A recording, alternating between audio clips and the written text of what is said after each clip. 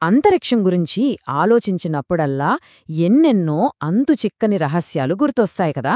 ముఖ్యంగా మన పొరుగు గ్రహం అంగారకుడి గురించి తెలుసుకోవాలనే ఆసక్తి ఎప్పుడూ ఉంటుంది.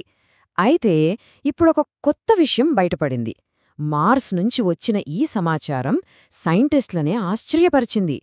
అక్కడ మనం అస్సలు ఊహించనిదేదో జరుగుతోందట. ఇంతకీ ఆ విషయమేంటంటే, అంగారకుడిపై మెలుపులు ఉన్నాయా? ఈ ప్రశ్న వినగానే మనకు వెంటనే ఆకాశంలో భయంకరంగా మెరిసే మన భూమిపై మెరుపులే గుర్తొస్తాయి కదా. మరి మార్స్లో కూడా అట్లాంటివే ఉన్నాయా? ఉంటే ఎలా ఉంటాయి? దీనికి సమాధానం మనం అనుకున్న దానికన్నా చాలా చాలా విచిత్రంగా, ఇంకా చెప్పాలంటే చాలా ఆసక్తికరంగా ఉంది. ఓకే, ముందుగా ఒక విషయం క్లియర్ చేసేసుకుందాం. అంగారకుడి మీద మెరుపులు అంటే మన భూమి మీద చూసే ఆ భారీ శక్తివంతమైన మెరుపులు అస్సలు కావు. మన దగ్గర తుఫాను మేఘాల వల్ల భయంకరంగా మెరుస్తాయి. కానీ మార్స్లో అలా కాదు. అక్కడ దుమ్ము తుఫాన్ల వల్ల పుట్టే చాలా చిన్న, కంటికి కూడా కనిపించని స్పార్క్స్ అన్నమాట. చాలా బలహీనమైనవి కూడా. మరి ఈ మొత్తం కథలో మన హీరో ఎవరంటే, నాసా పంపిన పర్సెవరెన్స్ రోవర్.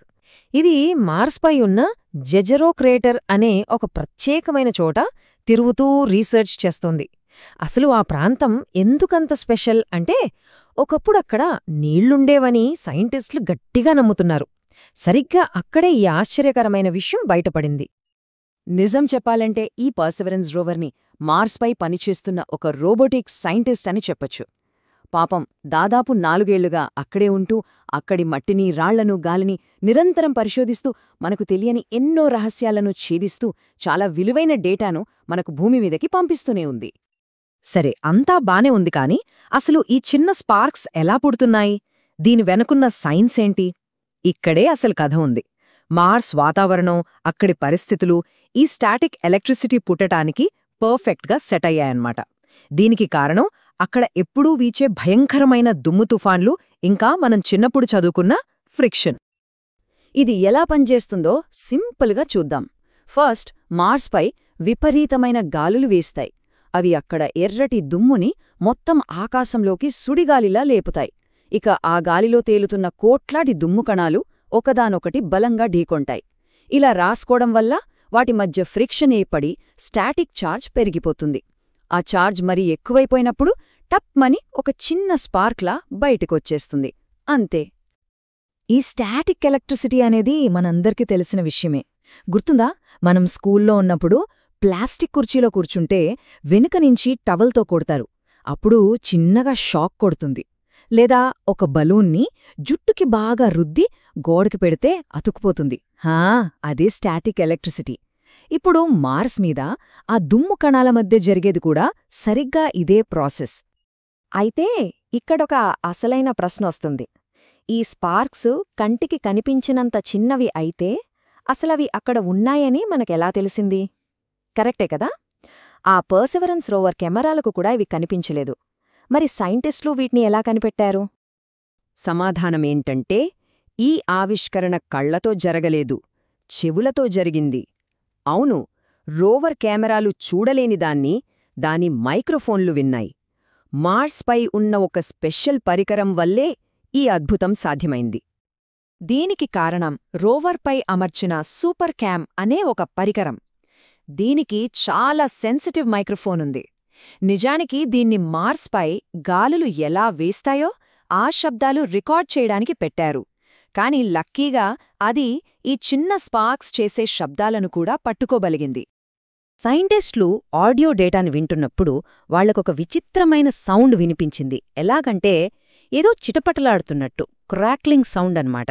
వాళ్లు లెక్క పెడితే అలాంటి శబ్దాలు మొత్తం 55 సార్లు చాలా స్పష్టంగా రికార్డయ్యాయి. ఇదే ఈ మొత్తం ఆవిష్కరణకు తిరుగులేని సాక్ష్యం.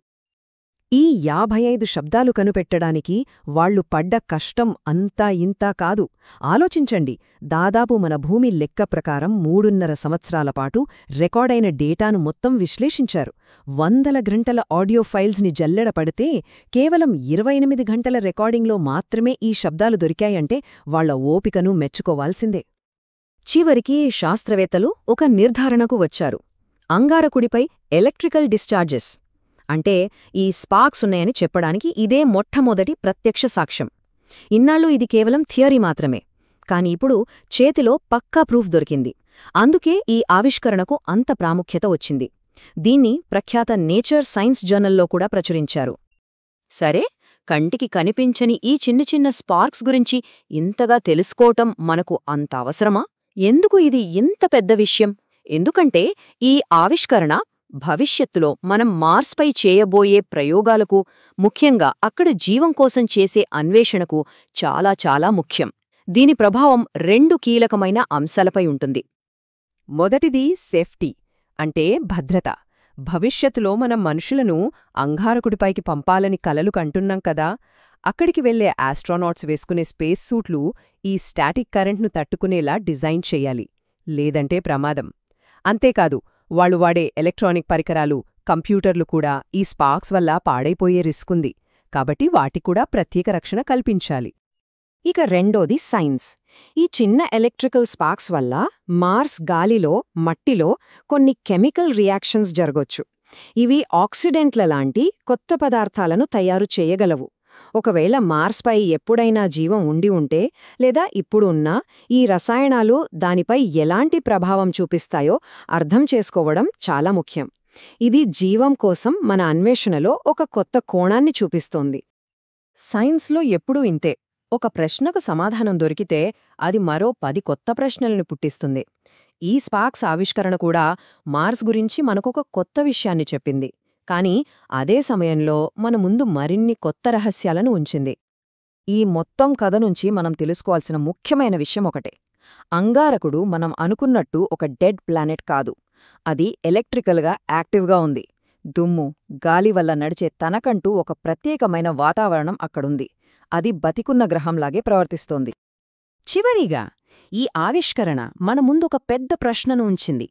పర్సివరెన్స్ రోవర్ చూసిన ఈ ఎలక్ట్రికల్ యాక్టివిటీ కేవలం ఆ జెజెరో క్రేటర్ దగ్గరే జరుగుతోందా, లేకపోతే మార్స్ గ్రహం అంతటా ఇలాంటి స్పార్క్స్ పుడుతున్నాయా? ఈ ప్రశ్నకు సమాధానం దొరకాలంటే భవిష్యత్తులో మనం మరిన్ని ప్రయోగాలు చేయాల్సిందే. అప్పటిదాకా ఆ ఎర్రగ్రహం తన రహస్యాలను తనలోనే దాచుకుని ఉంటుంది.